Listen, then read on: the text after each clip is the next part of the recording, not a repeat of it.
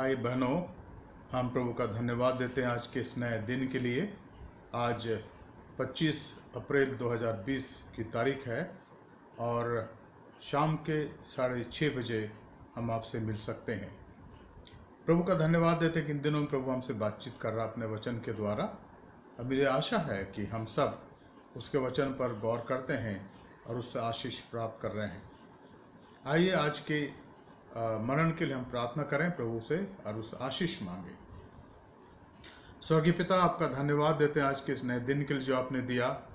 धन्यवाद देते प्रभु आपके विश्वास योग्यता के लिए, आपके प्रेम के लिए प्रभु जी, आपकी दया के लिए जो निरंतर हमारे जीवन में बनी रहती है। और हम चाहते प्रभु कि हम आप में बढ़ते चले जाएं ताकि हमारा जीवन, हमारी सेवकाई, हमारी भक्ति, हमारे जीवन के क्षण प्रभु आपको ग्रहण योग्य हो। Heavenly Father, this morning, this evening, Lord, we are grateful to you for giving us this opportunity to come to you in this manner. We thank you, Lord, that you have given us this privilege so that we may meditate upon your holy word. And Lord, during these days after the resurrection and the celebration and the jubilation, Lord, we realize that how much it is needful for us to spend time with you on our knees, in solitary, in isolation, so that we may understand, comprehend, and able to find your holy will in our lives. And Lord, we know, Lord, that whenever you fulfill your will, Lord, there is inner peace in us, as that's a sign that we are walking according to your will and your purpose. परमेश्वर पिता, आज के इस दिन के लिए आपका धन्यवाद देता है। आज की शाम के लिए हम प्रार्थना करते प्रभु कि आप अपने वचन से हमसे बातचीत करें।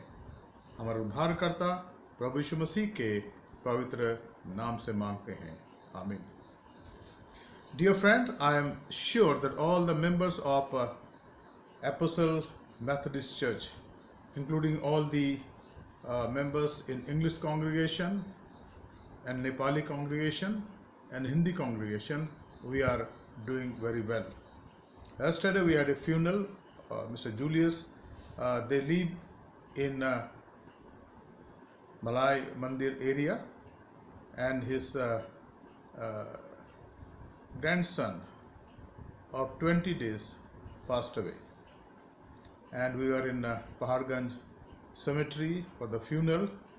There are some difficulties, but we praise God that ultimately the funeral was done by 5:30, 5:45, and we could return safely.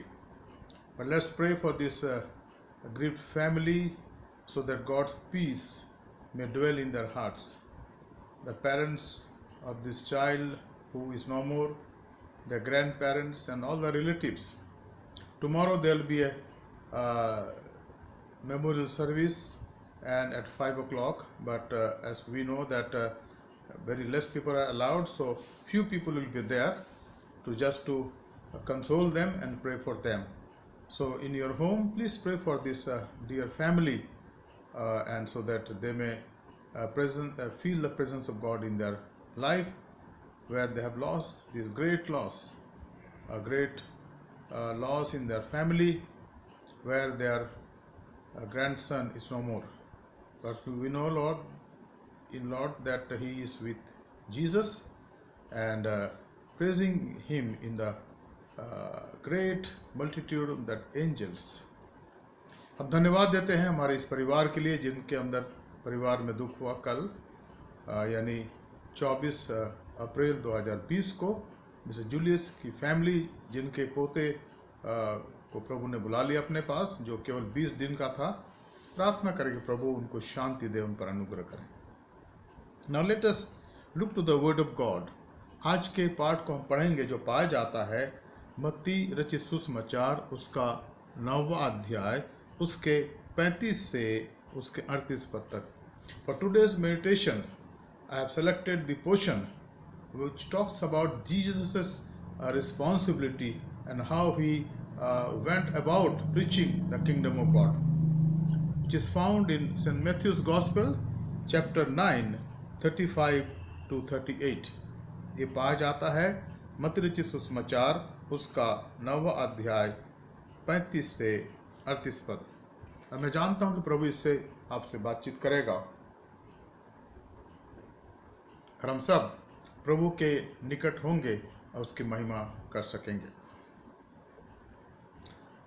यीशु सब नगरों और गांवों में फिरता रहा और उनके आराधनालयों में उपदेश करता, राज्य का सुसमाचार प्रचार करता एवं हर प्रकार की बीमारी और दुर्बलता को दूर करता रहा।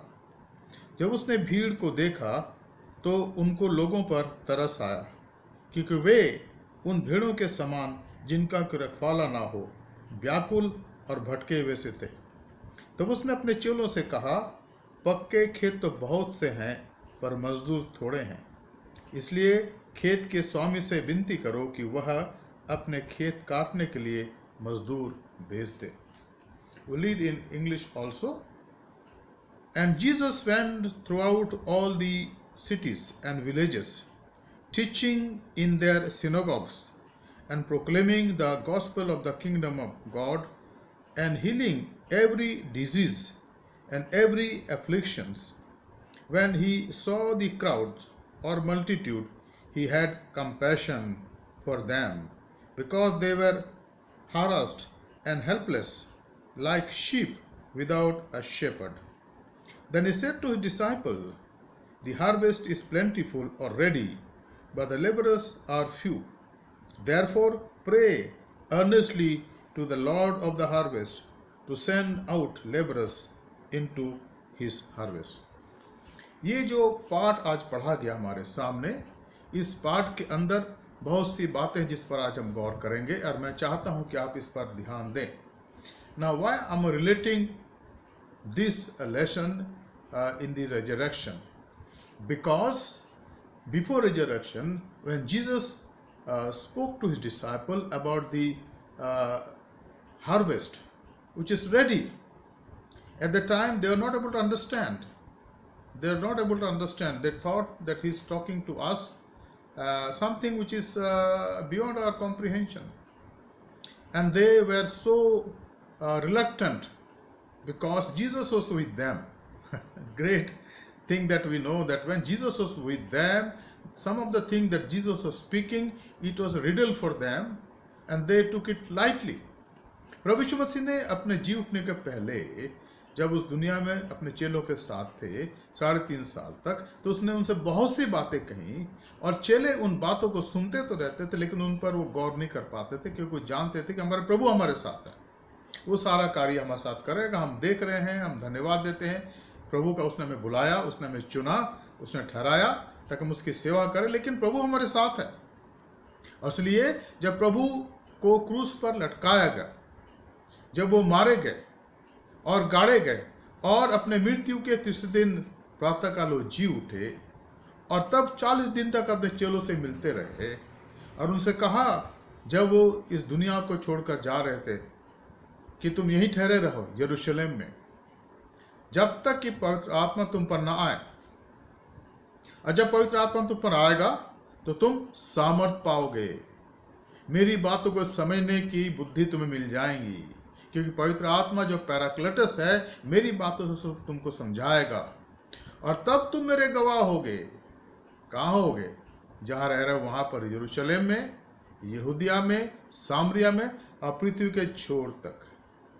और तब यीशु मसीह उनको ये कहना चाहते थे, तब तुम मेरी उन बातों के मर्म को जानोगे जो मैंने तुमसे कहा है।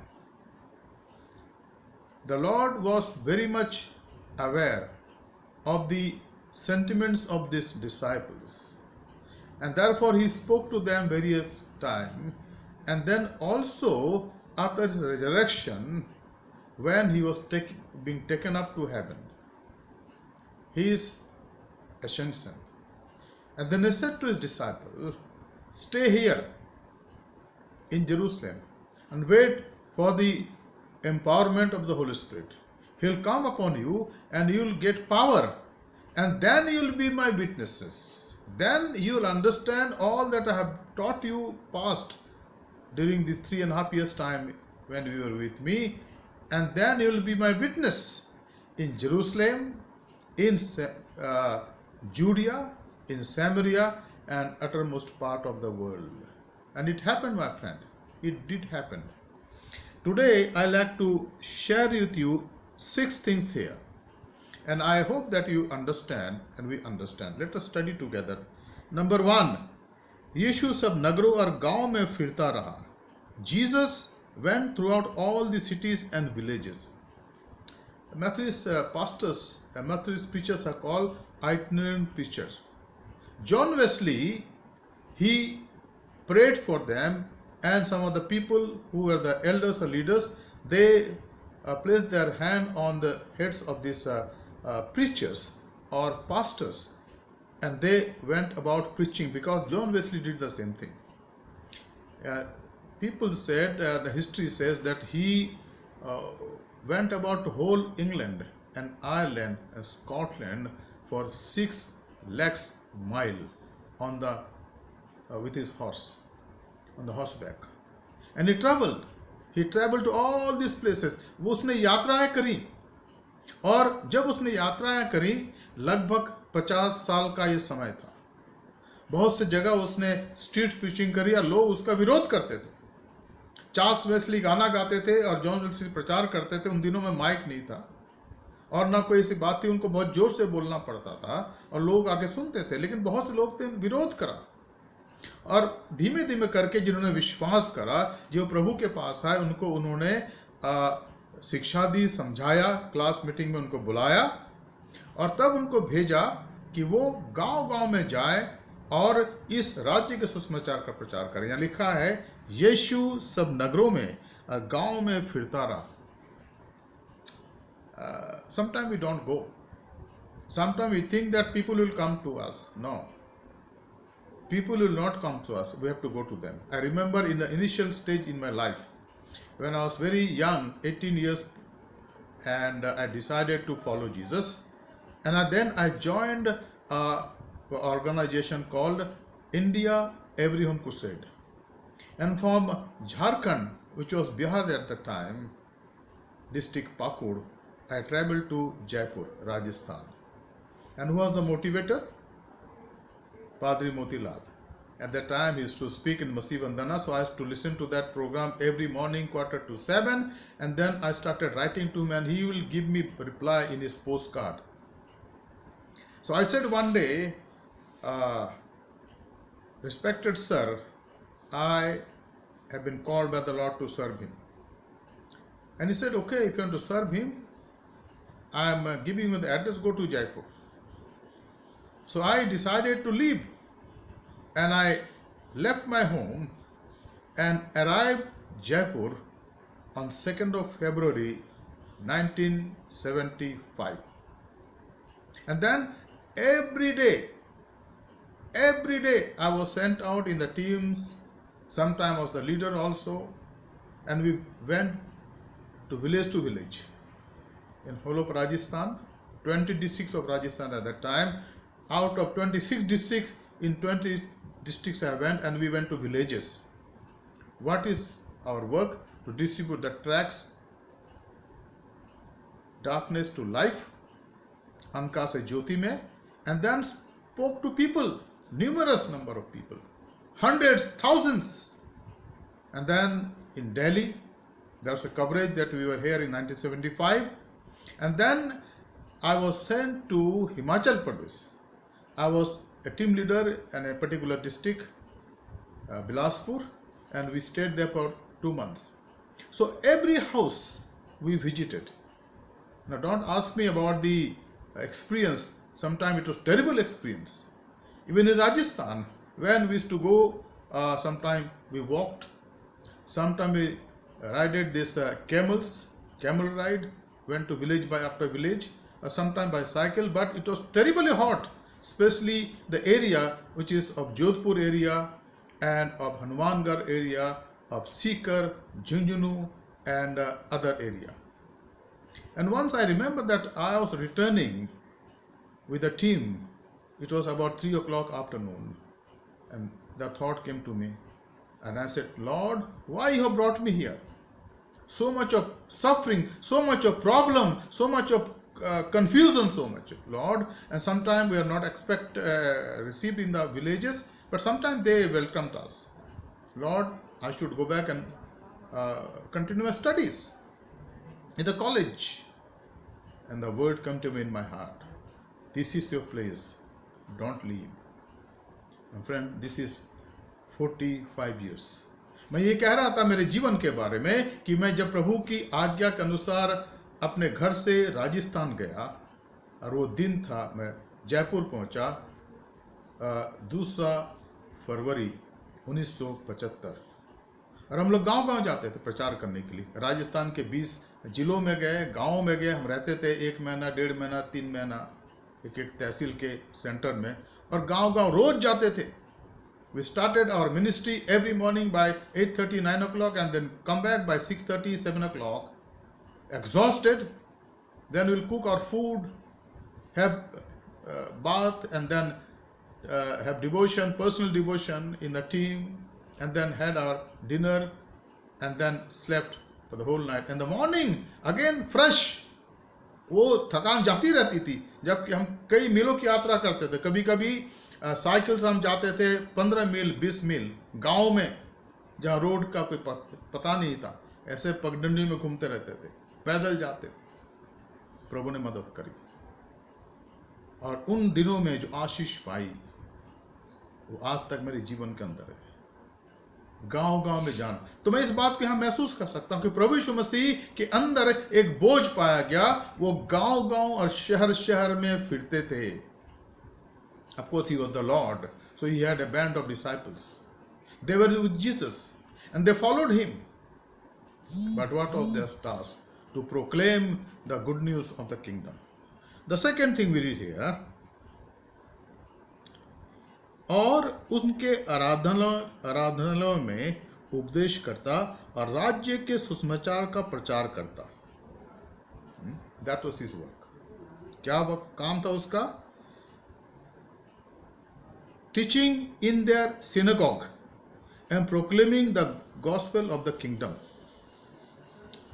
And he also did lot of work as he was moving into the villages. Now you remember in that synagogue, in his native place, when he started his ministry, he read the book of Isaiah, that God's Spirit is upon me and He has anointed me to set the captive free. आप इस बात को याद रखिएगा कि जब प्रभु यीशु मसीह ने अपने सेवकाई को शुरू करा अपने शहर में जहां वो रहते थे नासरत में, तो वो सिनोगोग में गए और उसने वो वचन पढ़ा जो उसको दिया गया है यशायाह की पुस्तक से, कि परमेश्वर की आत्मा ने मुझे अभिषेक किया कि मैं लोगों को जो बंधुए हैं आत्मिक रूप से उनको छुड़ाऊं। इसको नाजरत मैनिफेस्टो कहा गया।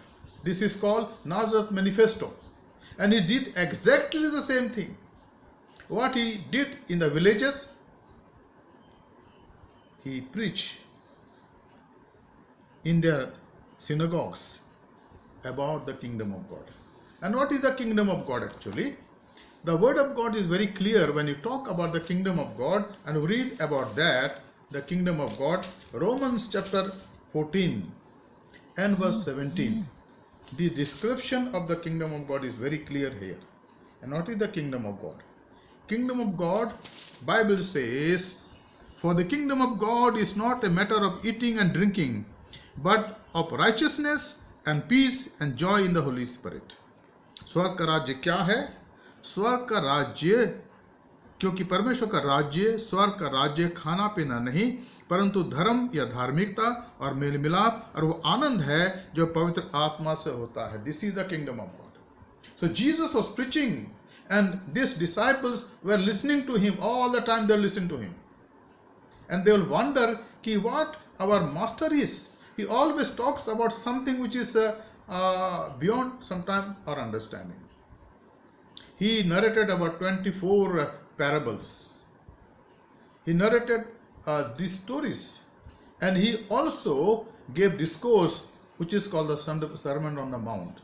Sermon on the Mount. which is found in Matthew chapter 5, 6 and 7.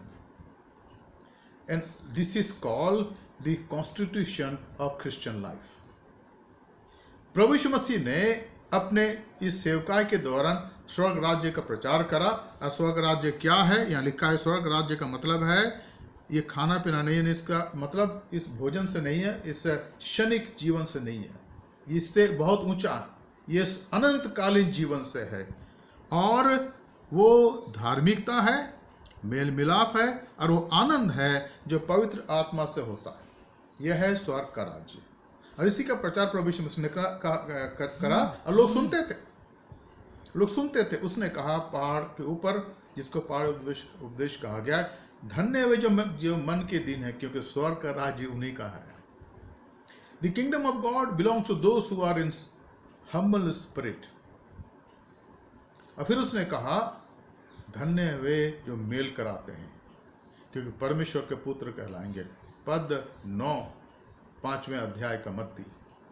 He said, blessed are those who reconcile, who do the ministry of reconciliation, because they will be called the sons and daughters of God. And then he said, you are blessed when you are being persecuted. Happy, be happy, because in the old age the prophets and servants of the Lord were persecuted. उसने कहा कि तुम धन्य हो जब मेरे कारण, सुसमाचार के कारण तुम दुख उठाते हो, क्योंकि ऐसा कार्य तुम पहली बार नहीं कर रहे हो। वो पुराने जमाने में जो नबी लोग थे उनको भी सताया गया। क्यों सताव था? क्योंकि ये एक द्वंद्व का विषय है, द्वंद्व का विषय है। अंधकार का राज्य जो शैतान का है और परमेश्वर का राज्य जो ज्योति का है, इसके बीच में एक द्वंद्व है। There is a spiritual warfare, and therefore the persecution is always there. In the early stage, for 300 years under the Roman regime, there was terrible persecution unless the Emperor Constantinople accepted Christ in his life and proclaimed Christianity as the state religion. But after that also, people who believe in Jesus Christ, they were persecuted. Even John Wesley and Charles Wesley, they were persecuted. There was violence in their meetings, in the street meetings. People will come, start shouting, and they'll try to stop them. But John Wesley and Charles, they continued their ministry in spite of all odd situation. ये सताव उनके बीच में था, क्योंकि सुसमाचार का प्रचार वो करते थे, और जब वो गांव-गांव में जाते थे, शहर-शहर में जाते थे, तो लोग उनका विरोध भी करते थे, लेकिन लोग सुनते भी थे, इसलिए वो शांत नहीं हुए। तो यहाँ लिखा है कि प्रभु यीशु मसीह स्वर्ग के राज्य का सुसमाचार प्रचार करता रहा। तीसरी बात, और हर प्रकार की बीमारी या दुर्बलता को दूर किया, and healing every diseases and every affliction. ये एक ऐसा कार्य है जो सुसमाचार के प्रचार के साथ साथ चलता है। No one can deny that healing ministry is not a Christian ministry. And my friend, believe me, I am thinking now very seriously, after the lockdown is over and this pandemic is over, is gone, we will have one day of prayer on Friday probably in our church for the people who are sick and weak and are afflicted. That is Methodism. That is biblical. That is the gospel ministry. It is connected with. प्रभु यीशु मसीह लिखा है, हमारा प्रभु क्या करता था जब वो प्रचार करते थे, तो हर प्रकार की बीमारी या दुर्बलता को दूर भी करता रहा. And this is a part and parcel of the gospel. If you talk about full gospel, this is the part and parcel. There are sick people, there are demon-possessed people, there are afflicted people who are weak in their physical body. They should be brought, and your pastors and God's people will pray for them, and I believe they will be healed. Because we are not the healer. We are people like you. Everybody we are same. Who is the healer? Holy Spirit, the Lord Jesus Christ. And when we pray in the name of the Lord, they are healed. They are healed. I remember a time when I was the Acharya of Satal Ashram, and I used to come to Delhi for some meeting or something. So once I was here and I was putting up at Christ Church with the Reverend Samson Nath. He's my good friend. Now still the pastor at Christ Church. So one night, about 10 or 10:30, two girls were brought from Timarpur. They were demon possessed. So Samson said, John, let's go to pray and go to the church and pray for them. So we started praying for them, and we prayed for them from night 11 o'clock till 5 o'clock morning, almost about 7 hours or 6 hours. एक बात मुझे याद है कि बहुत साल पहले जब मैं सातल आश्रम का आचार्य था और मैं दिल्ली आता था अपने कार्यों को करने के लिए, मीटिंग में भाग लेने के लिए, तो मैं भाई सैमसन नाथ के पास रुकता था जो उस समय क्राइस्ट चर्च के पास्टर थे। और एक बार ऐसा ही हुआ कि जब मैं वहाँ रुका हुआ था, रात के करीब 10 साढ़े 10 बजे दो लड़कियों को तिमारपुर से लाया गया। उसकी माँ और उनके भाई बहन आए और कहने लगा कि इसके लिए प्रार्थना करो, इन दोनों के लिए प्रार्थना करो, दोनों लड़कियां। और हम रात को 11 बजे से 5 बजे तक प्रार्थना करते रहे। आज हम प्रार्थना कर रहे थे, ये इतनी जोर से चिल्ला रही थी कि हम इस बात को बता नहीं सकते। Their voice was so bold. जब मैं क्रूस बनाता, ये क्रॉस रखता उनके सर पर, तो आवाज आती, इस क्रूस को हटा लो, इससे हमें जलन हो रही है। और जब वचन उसके ला के प्रार्थना करते कि वचन हटा दो, इससे हमें जलन हो रही है, इससे हमें डर लग रहा है। और ये सिलसिला चलता रहा 11 बजे से लेके सुबह 5 बजे तक। वहां पर पादी सैमसन नाथ थे, उनकी पत्नी फरीदा थी और बाकी कुछ लोग और आ गए। सुबह 5 बजे दोनों बच्ची निढाल होकर बेंच पे लेट गई। आवाज बंद हो गया सब कुछ। 10 मिनट के बाद जब उन्होंने आंखें खोली तो उनकी आवाज बदल गई थी, बिल्कुल पतली आवाज जो उनकी ओरिजिनल आवाज थी। फिर हमने चाय अगर मंगवाया, उनको पिलाया और फिर वो चली गई। मैं भी चला गया 7 साल। 3-4 महीने बाद मैं फिर से आया था और एक दिन मैं संडे को वहां था, तो सैमसन ने कहा, रेवरेंड सैमसन नाथ ने कहा कि जॉन आज तुम प्रीच करो। जब आराधना समाप्त हुई तो एक महिला आई और कहने लगी कि फादर आचार्य जी, आपने हमें पहचाना? मैंने कहा नहीं। तब सैमसन ने कहा कि ये वही लेडी है जिनकी 2 बेटियों के लिए हमने प्रार्थना करी। तो मैंने कहा कि अब वो कैसे हैं? तो उन्होंने कहा कि उस दिन के बाद बिल्कुल ठीक हो गई। This is what the ministry is all about. ये सेवकाई है जो हमें करने की आवश्यकता। बीमारियों के लिए प्रार्थना, दुखियों के लिए प्रार्थना और उनके लिए प्रार्थना जो कमजोर हैं और अपने जीवन में परेशान हैं। यीशु मसीह के लिए लिखा है कि वो सब प्रकार की बीमारी और दुर्बलता को दूर करता रहा। ये 3री खास बात। 4थी बात यहां पर है, जब उसने भीड़ को देखा तो उसको लोगों पर तरस आया, क्योंकि वे उन भेड़ों के समान जिनका कोई रखवाला ना हो, व्याकुल और भटके हुए थे। The 4th thing that we read here in verse 36, when he saw the crowds, he had compassion for them because they were harassed and helpless like sheep without a shepherd. आज भी और उस समय 2000 साल हो गए, कोई फर्क नहीं। भीड़ के भीड़ हैं लोग हमारे देश में, हमारे राज्य में, यहां दिल्ली में।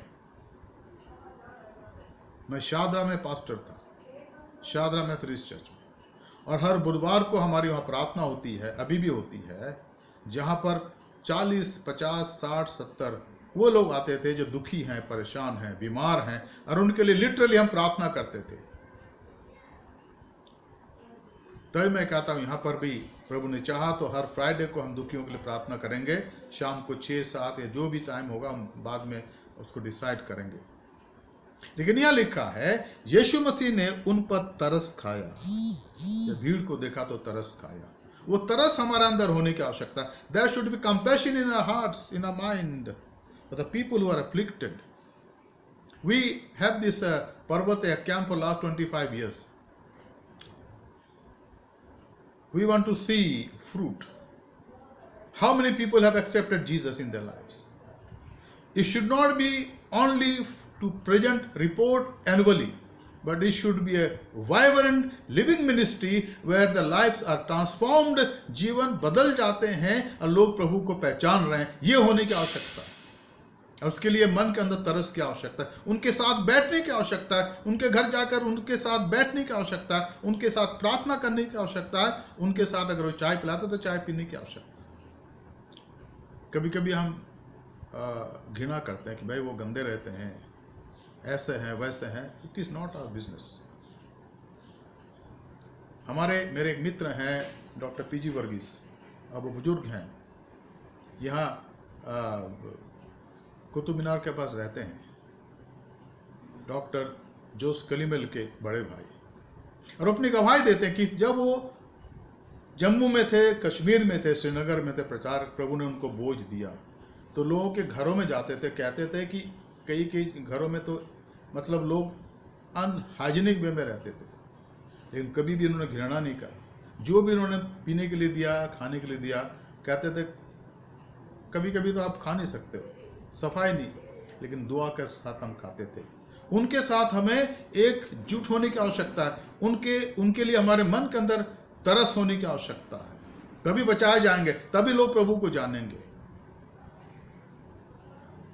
कभी कभी हम लोग, जब मैं याद करता हूं मेरे पुराने दिनों को, मैं जहां एब्रियम कुसेड में राजस्थान में 4 साल रहा, 1975 से 79 तक, और कभी कभी हम बहुत दूर चले जाते थे, अपने सेंटर थे, और रात को गांव में रहना पड़ता था, और हम 4 लड़के होते थे, कभी 2 होते थे, कभी 6 होते थे, अलग अलग जगह पर। तो हम कहते हम नाइट हॉल्ट कर रहे हैं। अब कहाँ रुकते थे? किसी न किसी व्यक्ति के घर में हम रुकते थे। कभी कभी हम देखते थे उनका रहन सहन अनहाइजीनिक, लेकिन हम वहाँ रहते थे, जो भोजन वो देते थे उसको खाते थे, उनके पानी को पीते थे, क्योंकि वही हमारे लिए आश्रय था। लेकिन कभी भी उनके वजह से हमें बीमारी तकलीफ नहीं हुई। We identify ourselves with the people who are in need, and that is evangelism, that is mission. हमें उनके साथ एक रूप होने की आवश्यकता है। And when you do that, the fruit will come. There should not be any gap. You should not think that I am clean, I am educated, I am of high caliber, and they are very low. No, no, no, no. Jesus identified himself with these poor people, people who are downtrodden, जो अपने आप में बहुत दुखी थे, परेशान थे। और यहाँ लिखा है कि वो उनके लिए व्याकुल हुआ और तरस खाया, क्योंकि वे उन भेड़ों के समान थे जिनका कोई रखवाला ना हो।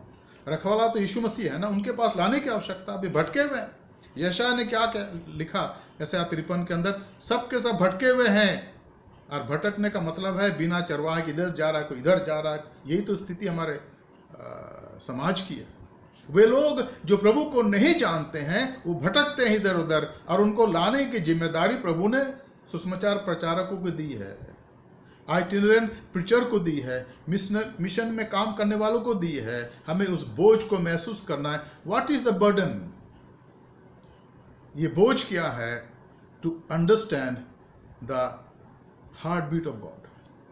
प्रभु यीशु मसीह के हृदय के धड़कन को जानना ही तरस खाना है।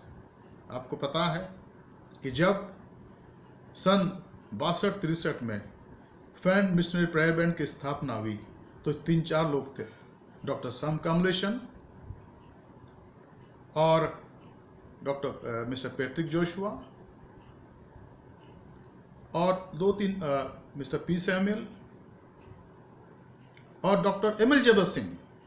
इन्होंने तरस खा के एक बैंड बनाया। इन्होंने कहा कि ये हम दोस्त हैं और हमारा मित्र तो है, इसलिए हम फ्रेंड मिशनरी प्रेयर बैंड की स्थापना करते हैं। और आज इनमें से कई दुनिया में नहीं, ये चले गए प्रभु के पास, लेकिन ये फ्रेंड मिशनरी प्रेयर बैंड पिछले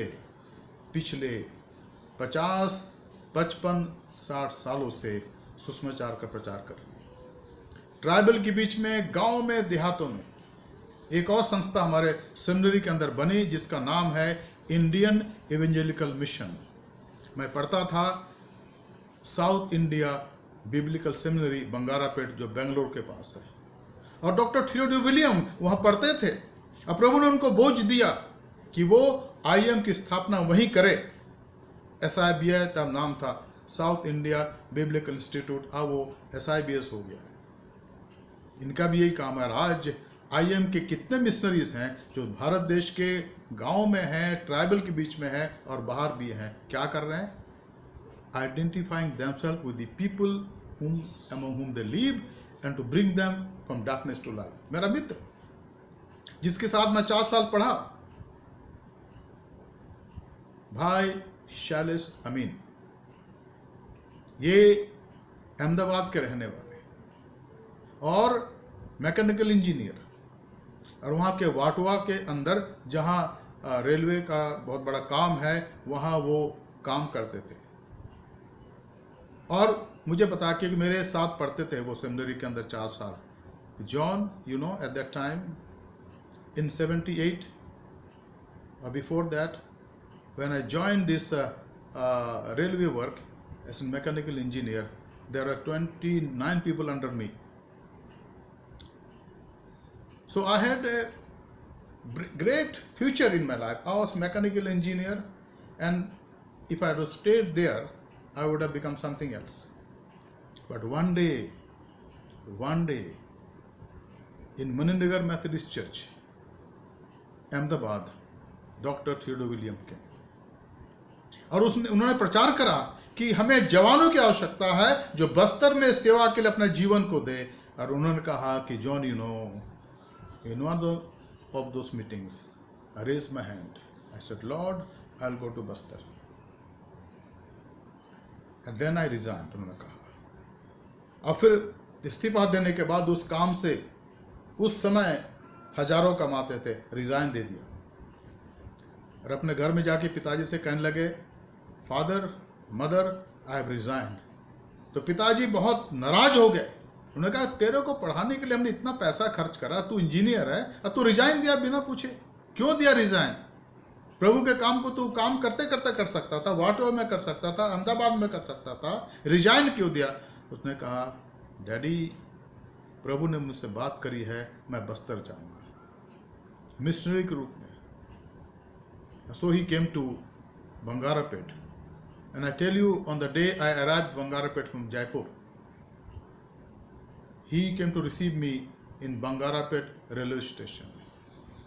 And as soon as I got down from the train, he was so happy. He said, John, I am so happy that you are from Rajasthan and you have come for training. Let's walk. So the van was there, a seminary van. They took our luggage and we walked about 2 kilometers to Anandgiri, where the seminary is located. And whole walked time of about half an hour or quarter hour, he was speaking about Bastar, Bastar, Bastar. And lo and behold, we graduated in March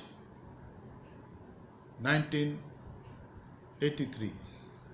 And after graduation, he went to home for 1 week and then straightway went to Bastar.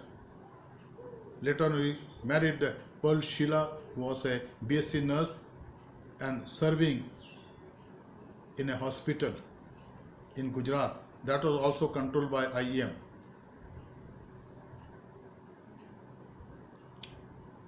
And then they lived there for 17 years in Bastar among Bhatri tribe. मैं बता रहा था कि मेरे मित्र के बारे में जिसका नाम है शैलेश अमीन, अभी भी वो हैं, अभी वो रिटायर है, लेकिन वो कलीसिया में जाते हैं। प्रभु ने चाहा तो उनको मैं यहाँ बुलाऊंगा हमारे एपोस्टल मेथोडिस्ट चर्च में। किस प्रकार से प्रभु की आवाज को सुनकर के उन्होंने अपने जीवन को प्रभु को दिया और 17 साल तक मिशनरी रहे बस्तर में, बद्री ट्राइब के बीच में। और वो कहते हैं कि 10 साल तक कुछ नहीं हुआ वहां पर। ये दोनों जाते थे रात में या दिन में, जब भी बुला, क्योंकि उनकी पत्नी एक BSc नर्स थी, तो सारा इक्विपमेंट लेकर के वो डिलीवरी कराने जाती थी, अरे मोटरसाइकिल में उनको बैठा के ले जाते आते। 10 साल तक सेवा करी, लेकिन ऐसा कुछ नहीं हुआ। तब किसने कहा, Shailesh, bind the power of darkness, शैतान के उन तीरों को बांध दो। और उन्होंने उपवास करना शुरू करा, और जब ऐसा किया तो अगले 7 सालों में 2000 लोग प्रभु के पास आए। 2000 लोग प्रभु के पास आए। After they started praying and fasting, they bounded the power of darkness in that area, and 2000 people came to Christ. Bishop Nimrod Christian used to tell me कि your friend Shailesh will call me all the time because he was the bishop of Hyderabad area, And he said, John, I have been to villages in Bastar and baptized numerous number of new believers. This is what. May God add his blessing to us as we continue to do this work. And the fifth thing is, तब उसने अपने चेलों से कहा, पक्के खेत तो बहुत है पर मजदूर थोड़े हैं। इस बात को हमें ध्यान देने की आवश्यकता है कि आज प्रभु के सेवकाई के अंदर बहुत कुछ करना है, लेकिन कम लोग हैं। हमें अपने आप तो हम कर ही रहे हैं, हम दूसरों को मोटिवेट करके बुलाना है ताकि वो प्रभु के सेवा में लग जाएं। और आखिरी बात, इसलिए खेत के स्वामी से विनती करो कि वह अपने खेत को काटने के लिए मजदूर भेज दे। हमें प्रार्थना करना है, प्रभु तू अपने खेत के लिए, अपने उन लोगों के लिए प्रभु जो अभी भटक रहे हैं, लोगों को भेज ताकि विश्वास करें। क्या हम ऐसा करेंगे? आइए हम प्रार्थना करें। प्रभु आपका धन्यवाद देते आज के सुंदर समय के लिए कि आपने हमसे बातचीत करी। प्रभु ये वचन हमारे अंदर प्रभु घर कर जाए और हम आपकी सेवा के लिए अपने आप को दे सकें, ताकि बहुत बड़ी सेवा जो आपकी प्रभु जी, खेत तो पक्के हैं प्रभु पर मजदूर थोड़े हैं प्रभु जी, हम इस बात को महसूस करें और अपने सेवकाई के साथ साथ जो हम आपके नाम से करते हैं दूसरों को मोटिवेट करें, हमारे कलीसिया के जवानों को मोटिवेट करें प्रभु, ताकि वो अपना जीवन आपको दे और आपकी सेवा कर सकें। हमारे धन्यवाद को स्वीकार करें। आज के वचन पर आपकी आशीष हो। उद्धारकर्ता प्रभु यीशु मसीह के पवित्र नाम से मांगते हैं, आमीन।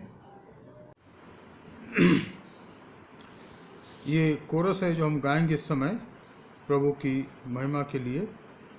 हिंदी में कोरस नंबर 313 नंबर हमारे इस कोरस बुक में, पेज नंबर 312।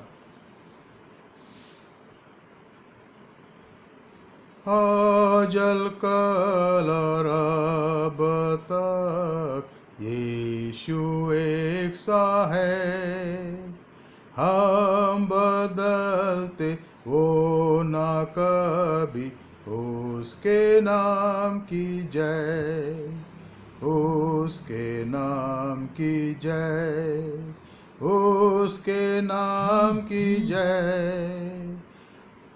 हम बदलते वो ना कभी, उसके नाम की जय। आइए हम इस समय प्रार्थना करें, आज के इस सभा को समाप्त करें। लेकिन जाते जाते मैं आपको इतना ही कहना चाहता हूं कि हम लोग आजकल इस बहुत ही संघर्षपूर्ण समय से गुजर रहे हैं। जो लॉकडाउन की स्थिति है वो वास्तव में हम सब के लिए दुखदायी तो है, क्योंकि हम घरों में बंद हैं। पिछले 35-36 दिनों से हम घरों में बंद हैं और ये उतना सहज नहीं है, लेकिन हमारी सेहत के लिए, हमारे स्वास्थ्य के लिए ज़रूरी है कि हम घरों में रहें। और मैं चाहूँगा कि हम घरों में रहें, और जब तक कोई ज़रूरी काम ना हो या मेडिकली कोई ज़रूरत ना हो या राशन या बाकी सामान खरीदने की कोई ज़रूरत ना, तो हम बाहर ना जाएं। और बाहर जाते भी तो हम 1 मीटर का डिस्टेंस बनाए रखें, 1 मीटर का, ताकि इन्फेक्शन से हम बचे रहें और दूसरे भी बचे रहें।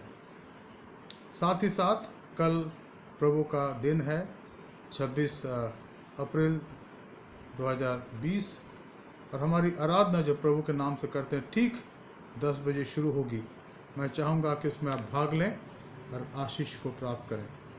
इन दिनों में हम अपने घरों में हैं, लेकिन कलीसिया की ज़रूरतें हैं और अभी हमें होम मिशन भी देना है, जो आज दे दिया जाएगा मेरा विश्वास है, जो बैलेंस करीब 3 लाख का है। और इसलिए मैं चाहूँगा कि हम अपने जो टाइथ हैं उसको हम नेट ट्रांसफ़र कर दें।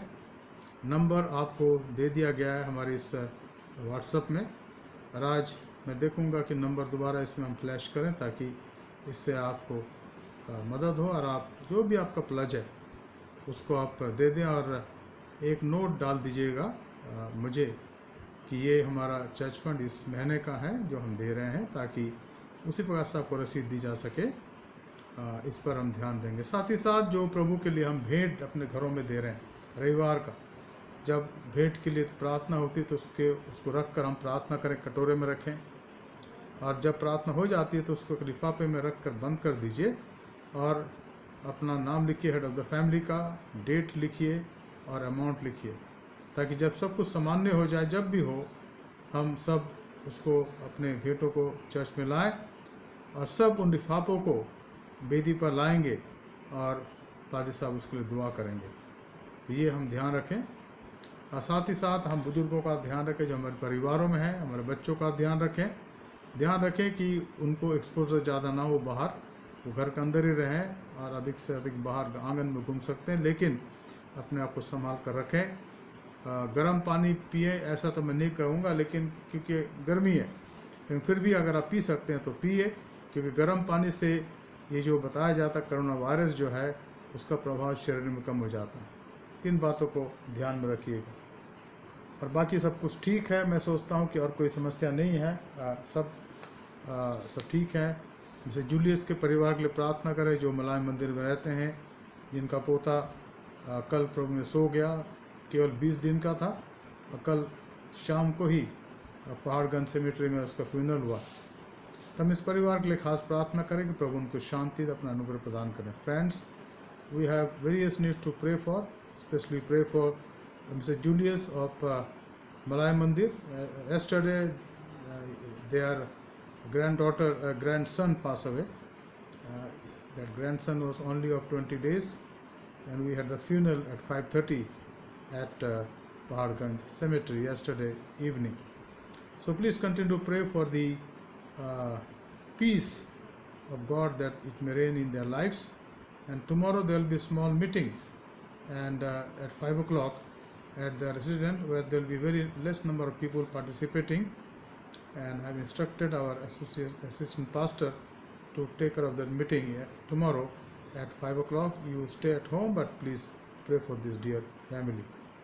We also request you to do the net transfer of your fund to the church, and because we have to pay today, we are transferring about 3 lakhs balance of home mission to DRC office, or today or on Monday should be done, because I have instructed in that way, and also other expenditures are there, so we need to keep it up, so there will be no, and I know that everything is as per the need, and God has been providing our needs. And thank you all of you for giving your donation for the raw ration that we distributed today, about 30 packets, and each packets cost about 800 something, which has lot of commodities like rice and atta and oil and dals and everything, and we praise God for that, for your wholehearted support, and continue to support, so that on 2nd May also we can distribute something, so their needs are met, and those who are in need, their needs are met, so they may glorify God's name. Let us now stand and we pray now.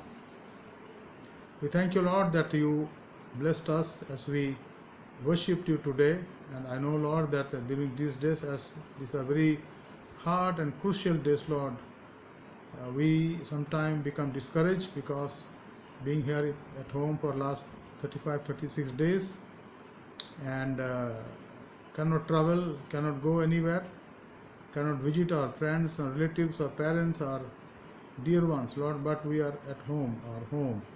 We pray, let your grace be upon us. प्रभु धन्यवाद देते हैं कि आपने पिछले हमारे दिनों में मदद करी, 35-36 दिनों तक अपने घरों में प्रभु मदद करें, ताकि कोई निराश ना हो प्रभु, और हम आपकी महिमा कर सकें। आज के सुंदर समय के लिए जो आपने दिया, आपका धन्यवाद करते हैं। जो वचन हमने सुना, वचन की बातें सुनी प्रभु, उसके अनुसार चल सकें और हमारे जीवन से आपकी महिमा हो सके। एपोस्टल मेथोडिस्ट चर्च पर, तीनों कलीसियाओं पर, हिंदी, इंग्लिश और नेपाली पर आपकी आशीष, हमारे दोनों पासबानों पर आशीष चाहते प्रभु, और कलीसिया के तमाम ले प्रीचर्स पर, तमाम WCS के बहनों पर, संडे स्कूल के बच्चों पर, M-YF के जवानों पर, तमाम कलीसिया के लोगों पर आशीष चाहते प्रभु। आप सुधीरें, हर एक की सहायता करें, हर एक के साथ साथ रहें। हमारे देश पर प्रभु अनुग्रह बनाए रखें।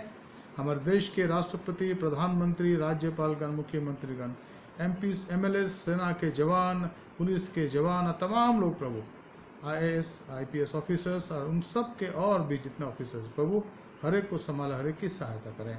हर एक को स्वस्थ रखें, बीमारी से बचाएं। और जो बीमार है प्रभु उनको चंगाई दें, और जो प्रभु दुनिया से रहलत कर गए उनके परिवारों को अपनी शांति दें। हमारे धन्यवाद को स्वीकार करें। हमारे उद्धारकर्ता प्रभु यीशु मसीह के पवित्र नाम से मांगते हैं, आमीन। अब हमारे खुदा यीशु मसीह का फजल, खुदा बाप की मोहब्बत, रूहुल कुद्दूस की हिफाज़त शिराकत हमें सारे के साथ इस समय और हमेशा तक होती रहे।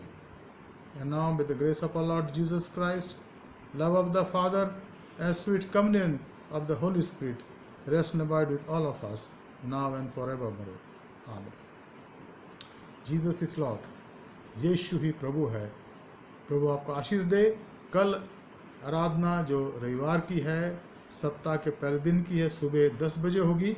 अब मैं चाहूँगा आप सब उसमें भाग लें और दूसरों को भाग लेने के लिए निमंत्रित करें। प्रभु आपको आशीष दे, आपकी सहायता करे। जय मसीह की।